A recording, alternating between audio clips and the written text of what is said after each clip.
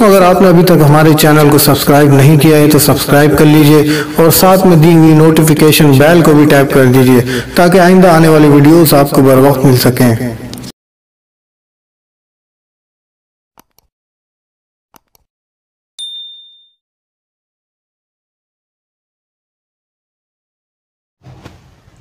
اعوذ باللہ من الشیطان الرجیم، بسم اللہ الرحمن الرحیم، صلی اللہ علی النبی الامی وآلہ صلی اللہ علیہ وسلم، صلاۃ و سلام علیک یا سیدی یا رسول اللہ۔ السلام علیکم ورحمۃ اللہ وبرکاتہ۔ میں حافظ محمد عامر تارکیہ جہانگیریہ روحانی سینٹر کی جانب سے آج میں انشاءاللہ حزب البہار کے حوالے سے اس کی فوائد اور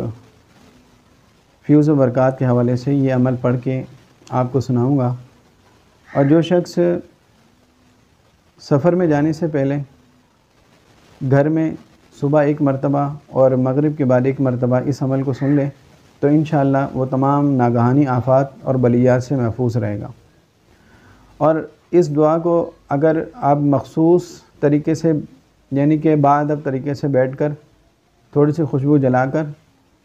اور توجہ کے ساتھ اللہ تعالیٰ کی بارگاہ میں متوجہ ہو کے اس عمل کو سنیں گے تو انشاءاللہ اللہ تعالیٰ آپ کی تمام پریشانیوں کو دور فرمائے گا۔ مثال کے طور پر اگر آپ کسی بھی پریشانی میں مبتلا ہیں اور وہ ایسی پریشانی ہے کہ وہ حل نہیں ہو رہی، اور ہمارے دوست یا ہمارے بعض بھائی ایسے ہیں جنہیں قرآن پڑھنا نہیں آتا یا انہیں پڑھنے میں مسئلہ ہوتا ہے، تو اگر وہ باقاعدہ طور پر توجہ کے ساتھ اور اہتمام کے ساتھ اگر اس دعا کو سن لیں گے تو اللہ تعالیٰ اس دعا کے صدقے اپنے بندوں کی دعاؤں کو قبول فرماتا ہے، اور اس کے ذریعے گناہوں کی معافی بھی ہوتی ہے۔ اللہ تعالیٰ اپنے بندوں کی گناہوں کو معاف بھی فرماتا ہے اور ان کی دعاؤں کو قبول بھی کرتا ہے۔ تو کوئی بھی جائز مقصد جو آپ کسی بھی جائز مقصد کے لیے، چاہے آپ رشتے کی وجہ سے پریشان ہیں، اولاد کی وجہ سے پریشان ہیں، یا پھر باہر جانا چاہتے ہیں، ویزا نہیں لگ رہا، کسی بھی حوالے سے اگر کوئی کسی سے آپ قرض لینا چاہتے ہیں وہ قرض نہیں دے رہا، تو آپ نے کرنا یہ ہے کہ اس عمل کو آپ نے باقاعدہ طور پر توجہ کے ساتھ مصلی پہ بیٹھ جائیں، باوضو ہو کر، اور تھوڑی سی اگربتیاں جلا لیں اور توجہ کے ساتھ اس کو سنیں، اور اس طرح سنیں کہ آپ کے دونوں ہاتھ دعا کے لیے اٹھیں وہ ہوں، اور آپ اس کو سنیں اور اس کے بعد پھر اللہ تعالیٰ سے اس عمل کو سننے کے بعد اللہ سے دعا کریں۔ کچھ دن اس عمل کو جاری رکھیں تو انشاءاللہ اللہ تعالیٰ آپ کی تمام جائز مرادوں کو پورا فرمائے گا۔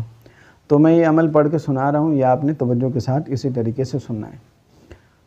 اللہم صلی علی محمد وعلی آل محمد کما صلیت علی ابراہیم وعلی آل ابراہیم انک حمید مجید۔ اللہم بارک علی محمد وعلی آل محمد کما بارکت علی ابراہیم وعلی آل ابراہیم انک حمید مجید۔ اللہم یا علیش یا عظیم یا حلیم یا علیم وانت ربی وعلمک حسبی فنعم الرب ربی ونعم الحسب حسبی تنصر من تشاء وانت العزیز الرحیم۔ نسألك العصمة في الحركات والسكنات والكلمات والإرادات والخطرات من الشكوك والظنون والأوهام الساترة للقلوب عن مطالعة الغيوب، فقد ابتلي المؤمنون وزلزلوا زلزالا شديدا، وإذ يقول المنافقون والذين في قلوبهم مرض ما وعدنا الله ورسوله إلا غرورا، فثبتنا وانصرنا هذا البحر كما سخرت البحر لموسى وسخرت النار لإبراهيم وسخرت الجبال والحديد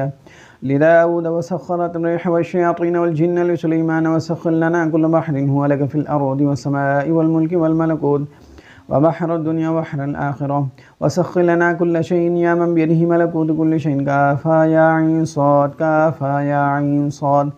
كافها يا عين صاد انصرنا فإنك خير الناصرين وافتح لنا فإنك خير الفاتحين واغفر لنا فإنك خير الغافرين وارحمنا فإنك خير الراحمين وارزقنا فإنك خير الرازقين واهدنا ونجنا من القوم الظالمين وهب لنا ريحا طيبة كما هي في علمك وانشرها علينا من خزائن رحمتك واحملنا بها حمل الكرامة مع السلامة والعافية في الدين والدنيا والآخرة إنك على كل شيء قدير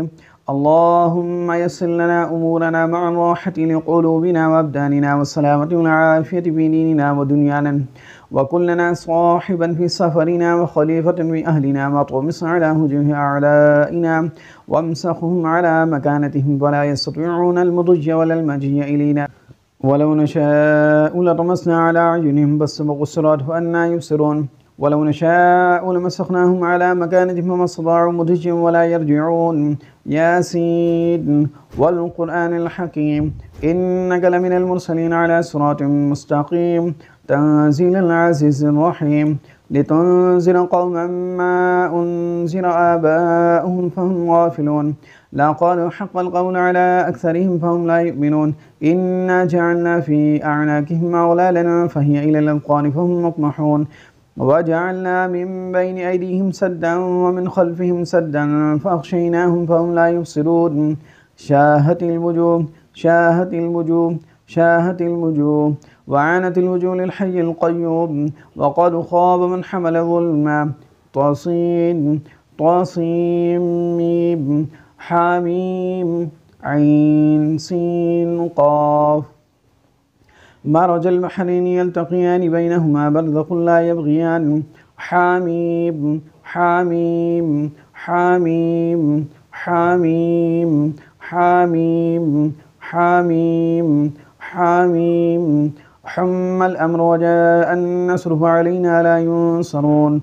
حاميم تنزيل الكتاب من الله العزيز العليم غافر الذنب وقابل التوب شديد العقاب ذي الطول لا إله إلا هو إليه المصير. بسم الله بابنا تبارك حيطاننا ياسين سقفنا كافها يا عين صاد كفايتنا حاميم عين سين قاف حمايتنا فسيكفيكهم الله وهو السميع العليم. ستر العرش مسبول علينا وعين الله ناظرة إلينا بحول الله لا يقدر علينا والله من ورائهم محيط بل هو قرآن مجيد في لوح